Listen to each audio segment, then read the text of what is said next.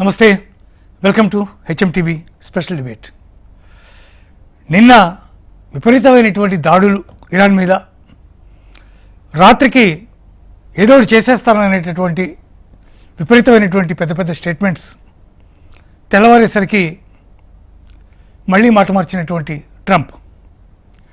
మరో వారం రోజుల్లో యూరోప్లో ఒప్పందం అయిపోతుంది, అది కూడా ఇరాన్తో జరగబోయే చాలా గొప్ప డెవలప్మెంట్, ఇది చాలా గొప్ప ఒప్పందం ఇది అని స్టేట్మెంట్.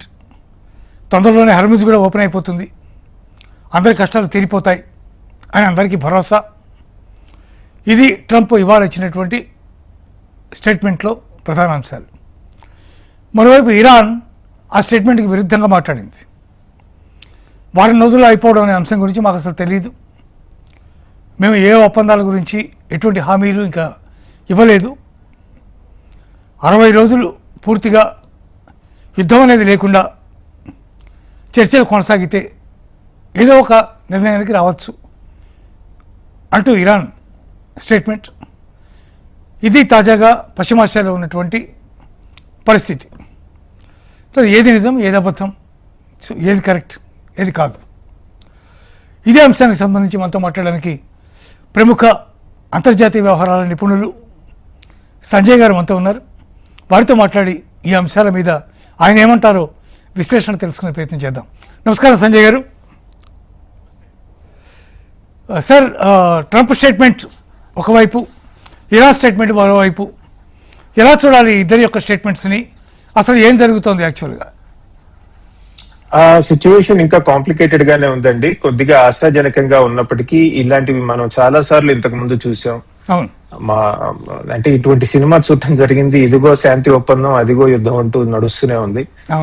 ఇప్పుడు కూడా అలాంటి పరిస్థితి ఉంది. కాకపోతే ఇప్పుడు కొద్దిగా సిచ్యువేషన్ మారుతుందేమో అని చాలా మంది ఇంటర్నేషనల్ ఎక్స్పర్ట్స్ చెప్పడం జరుగుతుంది. మీరు చూసినట్టయితే జూన్ 8 కానీ జూన్ 9 కానీ కనుక మనం తీసుకున్నట్టయితే, ఆ టైంలో American Apache military air craft ని స్ట్రైట్స్ ఆఫ్ హార్మోజ్ మీద ఇరానియన్స్ కూల్చేయటం జరిగింది. కూల్చిన వెంటనే డొనాల్డ్ ట్రంప్, ఆయన అడ్మినిస్ట్రేషన్ అటువంటి చర్య పనిష్ చేయకుండా వెళ్ళదు, మేము దీన్ని ఖచ్చితంగా దీనికి ప్రతిస్పందిస్తామని చెప్పడం జరిగింది. 2 రోజుల పాటు పెద్ద ఎత్తున బాంబింగ్ చేయడం జరిగింది ఇరాన్ మీద. పెద్ద పెద్ద క్షిపణులతో, ముఖ్యంగా వాళ్ళ రేడార్ సైట్స్ కానివ్వండి, కమ్యూనికేషన్ సైట్స్ కానివ్వండి, అలానే వాళ్ళ డిఫెన్స్ ఎస్టాబ్లిష్మెంట్స్ కానివ్వండి, ఇవన్నీ కూడా పెద్ద ఎత్తున టార్గెట్ చేయడం జరిగింది. దాదాపు 50 మిలిటరీ బేసెస్ ని మేము టార్గెట్ చేశారు అని, అమెరికన్స్ టార్గెట్ చేశారు అని రిపోర్ట్స్ రావడం జరుగుతోందండి. ఇలా ఉండగా దానికి ప్రతిస్పందిస్తూ, అమెరికన్ దాడులకు ప్రతిస్పందిస్తూ ఇరాన్ కూడా 3 దేశాల మీద, చుట్టుపక్కల ఉన్న 3 దేశాల మీద అటాక్స్ లాంచ్ చేసిందండి. కువైట్, జోర్డాన్, బహ్రెయిన్ మీద లాంచ్ చేసింది అటాక్స్, మిజైల్స్ పంపించింది. ఈ మిజైల్స్ అన్నిటిని చాలా వరకు ఇజ్రాయెల్ మీద కూడా కొంత ఫైర్ చేయడం జరిగింది. ఇవన్నీ కూడా కొంతవరకు, చాలా వరకు ఈ మిజైల్స్ ని ఆకాశంలోనే ఎయిర్ డిఫెన్స్ ద్వారా కూల్చేయడం జరిగింది. మనకి తెలిసిందే, బహ్రెయిన్ లో అమెరికా చాలా పెద్ద బేస్ ఉంది, US 5th ఫ్లీట్ అంటాం కదా, అది బహ్రెయిన్ లో ఉంది. దాని మీద కూడా ఇరాన్ వాళ్ళు దాడులు చేశారు అని చెప్పడం జరిగింది.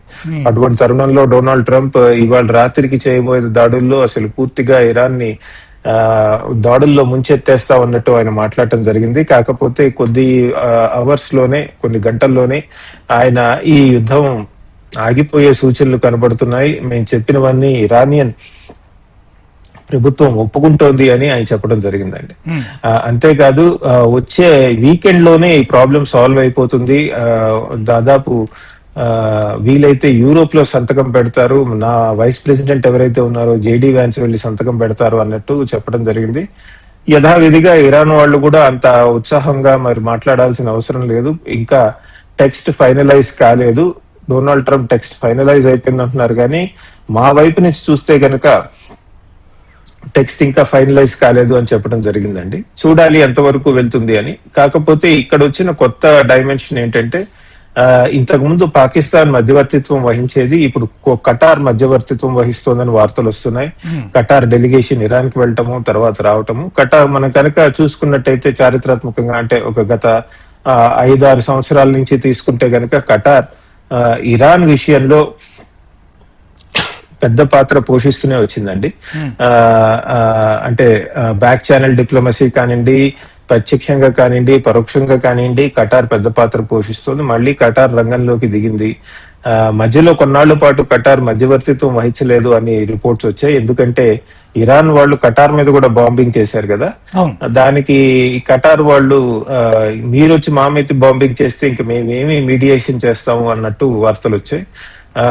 కాకపోతే ఈ గత కొద్ది రోజులుగా, ఒక వారం 2 వారాలుగా ఖటార్ పెద్ద పాత్ర పోషించినట్టు న్యూస్ ఐటమ్స్ వస్తున్నాయండి.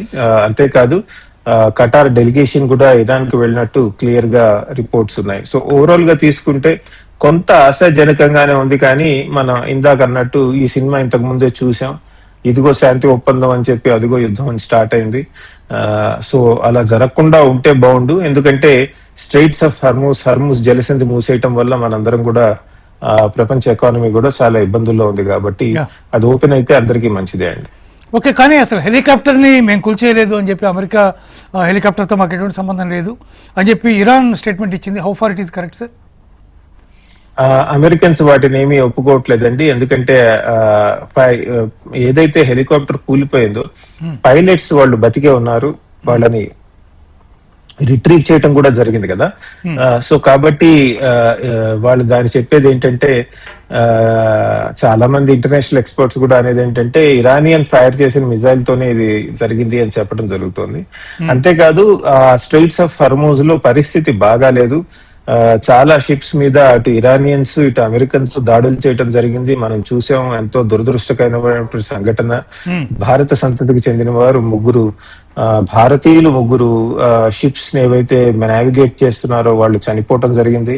అమెరికన్స్ ఒక షిప్ ని ఆపే ప్రయత్నంలో దాని మీదకి మిజైల్స్ ఫైర్ చేస్తే ఆ కంట్రోల్ రూమ్ లో భారతీయులు పనిచేస్తున్నారు, వాళ్ళు చనిపోయారు. అందులో మన తెలుగు రాష్ట్రాలకు చెందిన వ్యక్తి ఒకతను ఉన్నారని వార్తలు వస్తున్నాయి. చాలా దురదృష్టకరమైనటువంటి సంఘటన అది.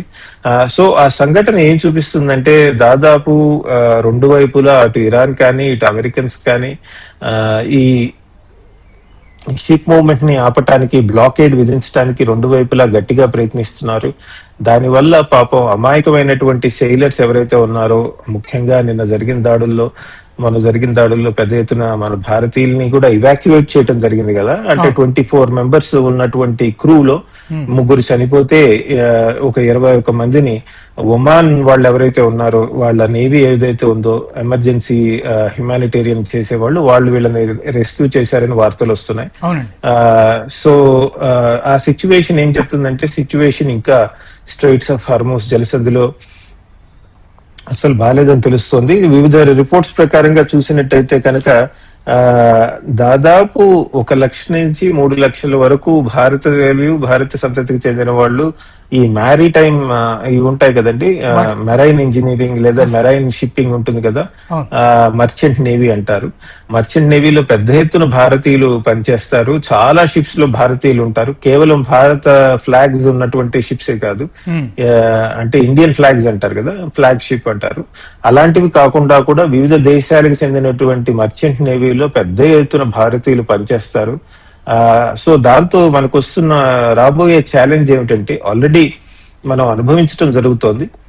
అదేమిటంటే, ఏ షిప్ ని టార్గెట్ చేసినా అందులో కొంతమంది మర్చెంట్ నేవీ వాళ్ళు భారతీయులు ఉంటున్నారండి.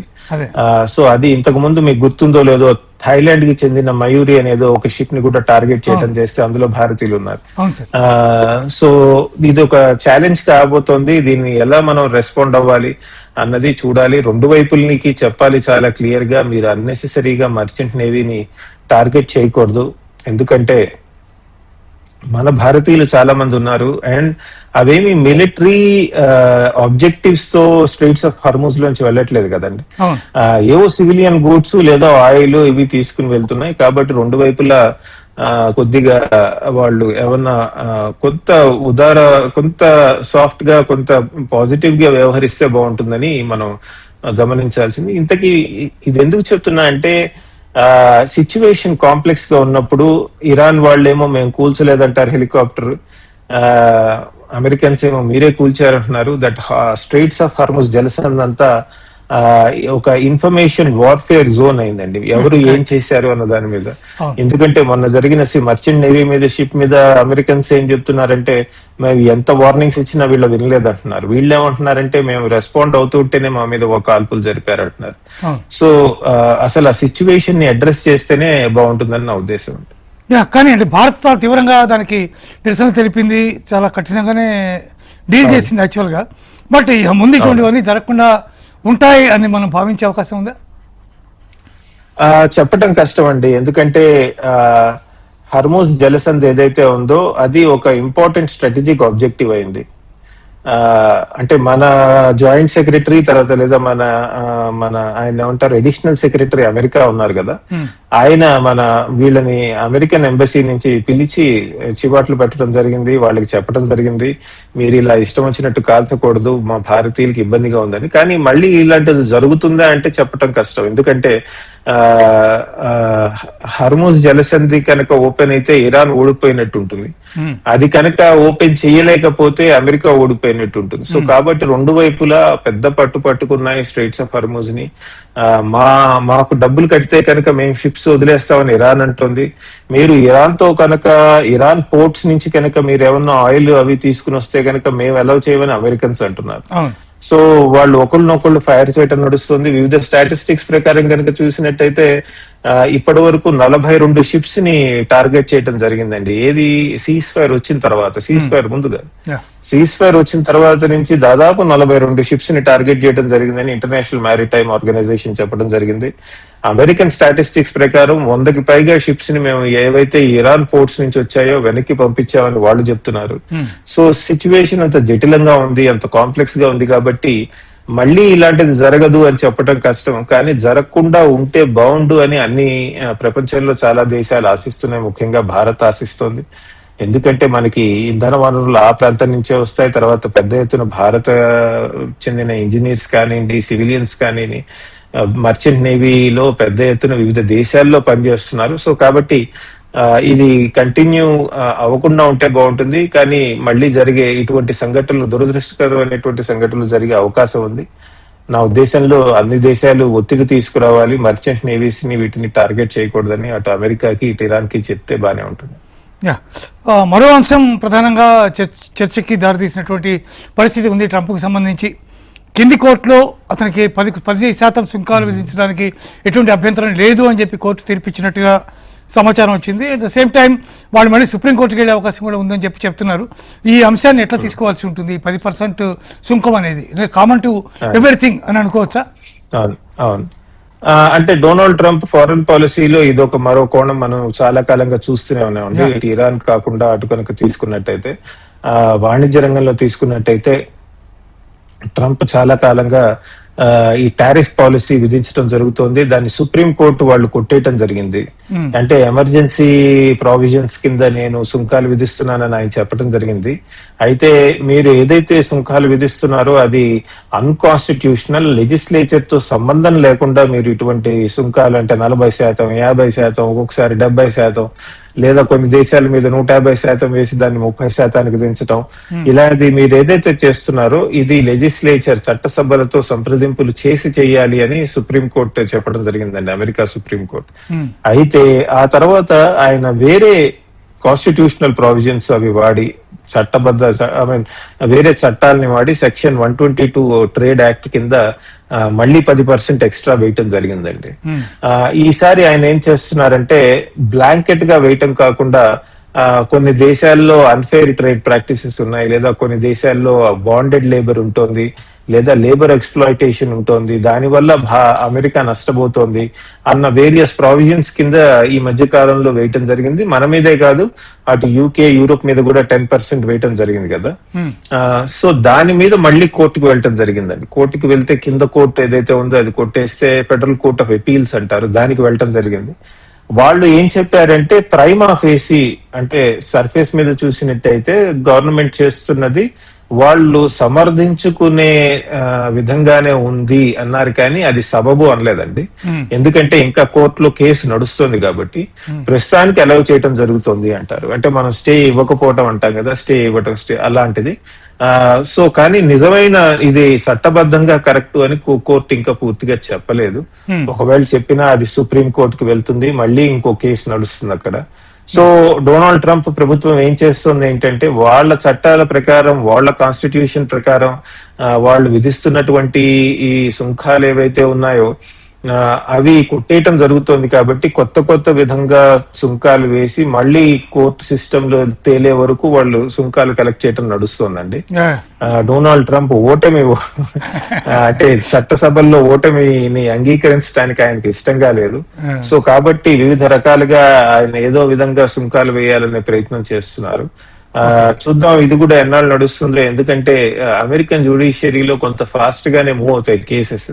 కిందటి సంవత్సరం వేసిన కేసెస్ మనం చూసాం ఏప్రిల్లోనే ఎప్పుడో కొట్టేసేసారు కదా.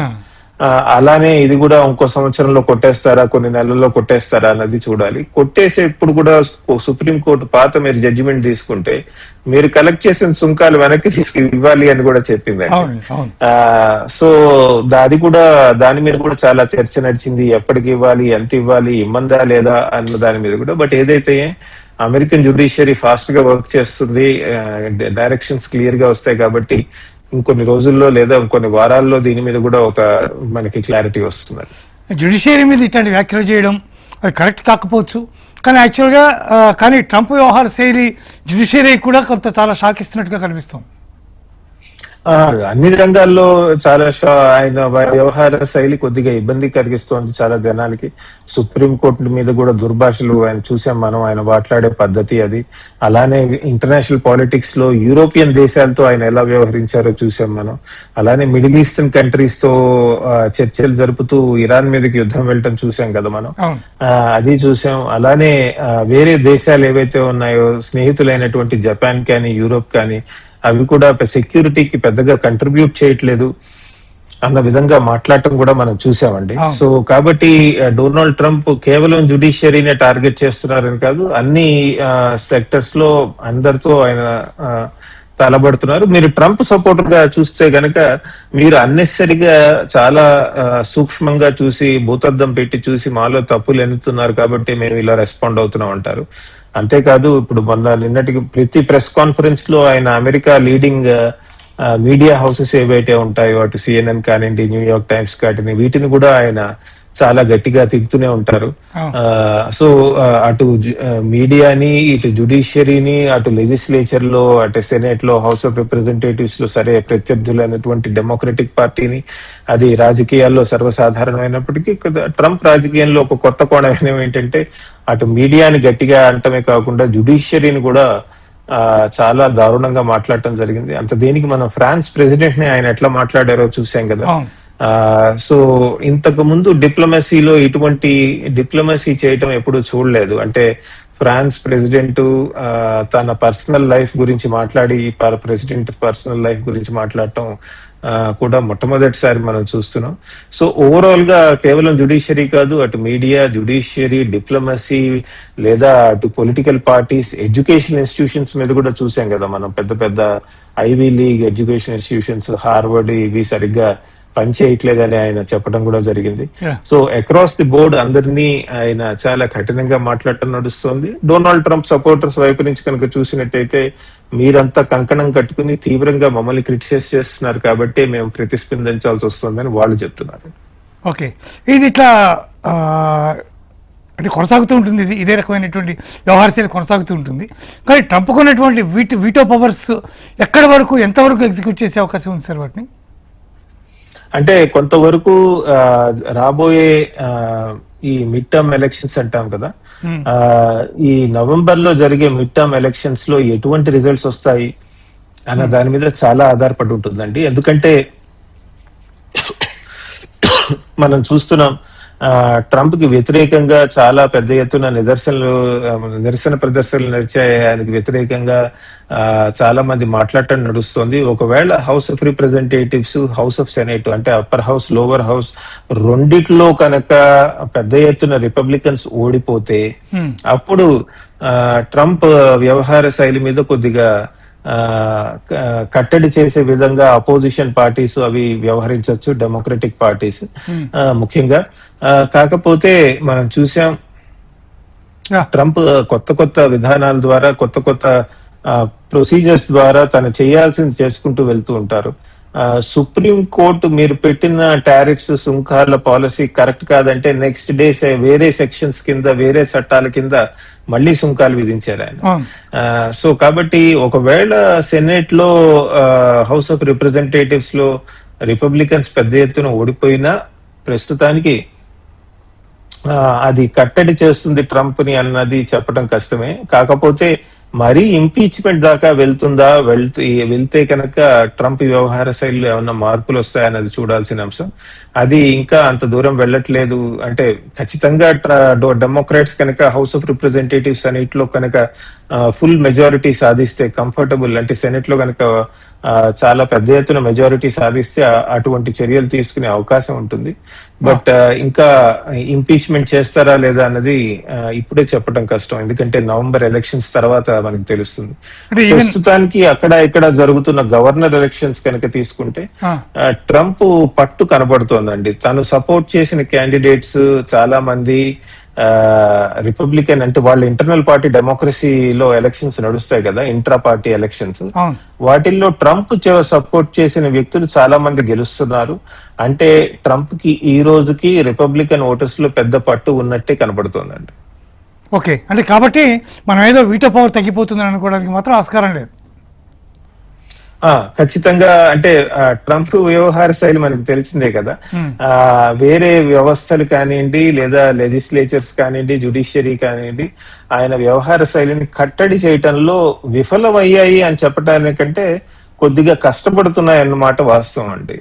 ఎందుకంటే బ్యాలెన్స్ ఆఫ్ పవర్ అంటాం అమెరికన్ సిస్టమ్ లో, అటు లెజిస్లేచర్, జ్యుడిషియరీ, ఎగ్జిక్యూటివ్ ఒకళ్ళని బ్యాలెన్స్ చేసుకుంటాయి, కట్టడి చేస్తాయి అన్న ఒక సిద్ధాంతం ఉండేది.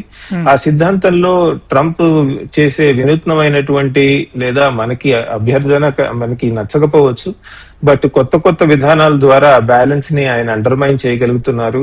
తను చేయాల్సింది అనుకుంటోంది ఇంప్లిమెంట్ చేయగలుగుతున్నారు. సో చూడాలి, November elections, mid term elections తర్వాత ఏమన్నా మార్పులు వస్తాయేమో చూడాల్సిన అవసరం ఉంది. Thank you so much Sanjay గారు, చాలా చక్కటి విశ్లేషణ అందించినందుకు, చాలా విషయాలు మాకు తెలియజేసినందుకు మీకు చాలా కృతజ్ఞతలు. ఇది ఇవాల్టి స్పెషల్ డిబేట్. చూస్తూనే ఉండండి HM TV.